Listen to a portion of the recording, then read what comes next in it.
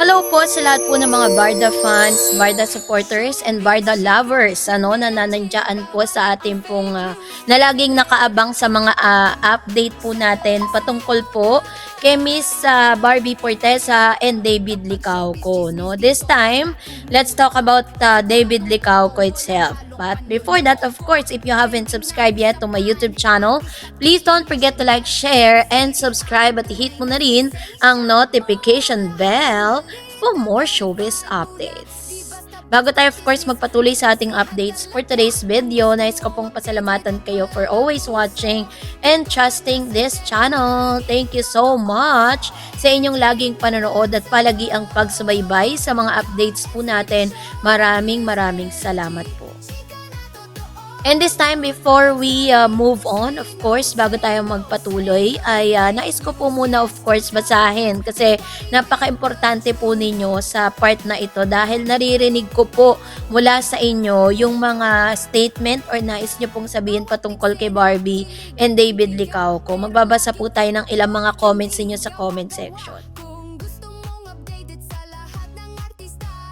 And so let's start off with Miss Petronilla Salvador. Sabi niya, laging sinisingit ni Panot si Kalong Girl. Sabi, mahal na mahal daw ni David si Kalong Girl dahil girlfriend daw niya. Sabi naman ng isa pa si Panot, sabi niya hindi raw magkakamovie ang Barda at sabi niya hindi raw linigawan ni David si Barbie. Yan. So kilala ko na yung Panot na sinasabi nito. And of course, sabi ni Yani Robles, alam ko siya ang director showbiz newscaster kasamahan noon araw nila Boy Abunda at Christopher Min. Sabi ni Yani, sana magbalik walang namang sinabi parang topic tungkol sa talent ni Bibi. Ayan. Sabi naman po ni Bergie, yan ang resulta ng mga effort ni Barbie. Since nung nagsisimula siya, wala kasi siyang keme kung anong pinapagawa ng direktor. Kahit ang eksena isang oras siyang nakahiga sa putik, di siya umaalis. Kahit yung ka-eksena puro take, still nandun pa rin siya. Ganun ka-professional po ang isang Barbie Fortesa. That's the reason why she has all the rights to call us next Maricel Soriano. Sabi ni Miss Anita Diaz, Barda is really loved and deserve to have TV series and movie together. A year is much too long for the number one love team in the Philippines movie industry. Missing Barda. Sabi ni Miss Marky Mash, thank you GMA and Sparkle at sa mga direktor na hanga sa Barda. Maraming salamat po sa inyong mga comments, of course. And talagang deserve naman talaga ni Barbie at ni David Licauco. Nabigyan po sila ng malaking break ng GMA. Sabi ni Miss Mirna Katanyag, congrats Barbie na maraming direktor na believe sa'yo na kahit kami sobrang idol kita sa actingan kasi lahat acting, drama, comedy, horror, ang bilis mong makuha talaga Barbie. Kaya nung nakita ko ang mga actingan mo, talagang idol na idol kita. Kaya yung pelikula mong kasama si Miss Charo Santos, Boots and Sonroa, talagang panonoorin ko yan. At sinabi ko na rin sa friend ko na abangan namin yan. Very excited na kami talaga sa project mo at hinihintay din namin yung projects nyo ni David. Kasi nga, iba ang dating nabigay kasi yan sa aming Barbie at David. Super nice ka sa amin pagdating sa actingan. Mabait ka at pretty talaga. And salamat po sa inyong mga comments and sa inyong mga questions and information with regards to Barbie Fortesa and David Licauco. This time, eto na dahil sinasabi nga na si David Licauco di umano ay nagbigay na po ng updates patungkol sa role niya dito po sa Never Say Die na may crossover na magaganap sa Sanggang Dikit. Ano kaya to, Sabi niya, hindi pa man may ipapalabas ang upcoming Kapuso series ni David Licauco sa Never Say Die, masisilip na ang kanilang karakter sa special crossover sa action primetime series na Sanggang Dikit. Grabe si Anus, grabe po si Mr. David Licauco, parang Barbie Fortesa, hindi rin po siya na babakante. Biruin ninyo, meron po siyang Never Say Die, tapos meron ding Sanggang Dikit. Sa Chika Minute Report ni Athena Imperial sa GMA News 24 Oras nitong Biyernes, sinabi ni David na makikita ang kanyang role na si Andrew Dizon bilang isang investigative vlogger sa Sanggang Dikit FR. Feeling ko yung Never Say Die ay pinalitan ng title. Parang ganon. Di ko maintindihan na pinagbibidahan ni na Dennis Trillo at Jenilyn Mercado. Nung sinabi sa akin na in a sense crossover nga to para ma-introduce yung character ko sa Sanggang Dikit, on to the next teleserye. Next teleserye which is Never Say Die. Syempre game tayo dyan sa ad ng aktor. So ang ginawa pala ng GMA ganito. Meron pong Sanggang Dikit na teleserye na pagbibida ni Jenny Lin at saka ni Dennis Trillo.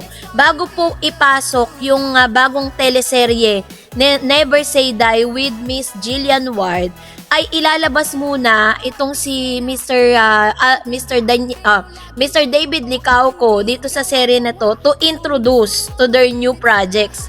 Kasi parang ginagawa nila tong strategy parang kailangan is parang gagawa muna sila ng character nito to introduce to the people that Mr. David Licauco ay magkakaroon ng seryeng ganito. Para kumbaga parang yun yung pinaka-teaser pero ibang programa. So gets? Sang buong araw umano kinunan ng mga eksena si David para sa Sanggang Dikit FR. Nagsilbi rin itong reunion nila Dennis sa dati niyang nakasama sa mga nagdaan niyang proyekto na Maria Clara at Ibarra at Pulang Araw. Sabi niya, to be honest, na-miss kong katrabaho si Dennis. Sabi niya kasi may past 2 teleserye siya yung kasama ko. So, seeing him again, na-excite ka, syempre. Di naman everyday magkatrabaho mo si Dennis, diba? I really had to study, ayon kay David. Every time na I step onto the scene, I have to step up. Syempre, dagdag niya. So, sabi niya dito na parang kapag nakakasama niya si Dennis Trillo, talagang nag-step up siya, ginagawa niya lahat to make sure na talagang hindi siya maiiwan. Kasi napakagaling na aktor ni Dennis. Every time na step onto the scene, I have to step up syempre. Makakasama ni David sa Never Say Die si Jillian Ward. So, yan po pala yung sinasabi nito ni David Licauco, na parang pasok niya po, bago ipalabas ang Never Say Die, lalabas muna siya dito po sa Sanggang Dikit. Ang galing ng GMA, ang galing ng strategy, So, meron ding inamin si David Licauco na feeling niya is talagang pressured siya acting with Mr. Dennis Trillo. The Kapuso star David Licauco revealed that he feels pressure whenever he worked alongside multi-awarded actor Dennis Trillo as he guest stars in the GMA Prime series Sanggang Dikit. Kapuso primetime actor and entrepreneur David Licauco feel pressure every time he acts along multi-awarded star Dennis Trillo. So, inamin niya dito na talagang sobrang nape-pressure siya, sobrang yung kaba niya, grabe, 'di ba? Kapag po ka-eksena niya, itong si Mr. Dennis Trillo. The pambansang Ginoo will have a special guest appearance in Dennis and Jenny Lynn Mercado's hit GMA Prime series Sanggang Dikit, wherein he will play journalist Andrew Dizon, his character in the upcoming series Never Say Die with the star of the new gen Jillian Ward. Sabi niya. So, sabi ni Mr. Dennis Trillo or Mr. David Licauco sa 24 oras, sobrang namimiss niya na makatrabaho si Dennis kasi may past 2 teleserye, syempre kasama sila.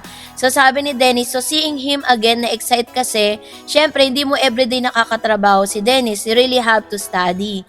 His guesting in Sanggang Dikit FR served as a mini reunion with Dennis, whom David worked with in the hit series Maria Clara at Ibarra in 2023. So, sabi niya dito na parang malaking pribileyo. Alam niyo po, parang ang GMA kasi binuboost po nila yung career nitong si David Licauco sa ngayon. 'Di ba? Kung mapapansin niyo, parang laging si David, laging si itong si Dennis Trillo. Sila talaga yung binuboost, si Jillian Ward, Barbie Fortesa. Kasi si parang Alden Richards, medyo nilaylo po muna nila ngayon. Kasi parang gusto po nilang bigyan ng chance yung iba. 'Di ba? Which is tama naman. Tama naman sa part na 'yon. So, anyways, nakakamiss na rin talaga. And I hope na makita rin natin si Barbie dito po sa bagong serye na ito. At syempre, gusto rin natin makita si Barbie dito sa Never Say Die. Kaya abangan natin ang ilan sa mga pasabog ng GMA this coming 2026. Kasi possible yan. Dahil meron pong bagong proyekto si Barbie, possible din na magkakaroon din siya ng mini role sa mga serye na meron po ngayon si David at ang ibang mga stars ng GMA. So abang-abang lang po tayo for that. And that's it for today. For more videos and updates, please don't forget to like and subscribe. And please don't forget to follow my Facebook page, Dar Eds TV and Dar Eds channel. God bless everyone!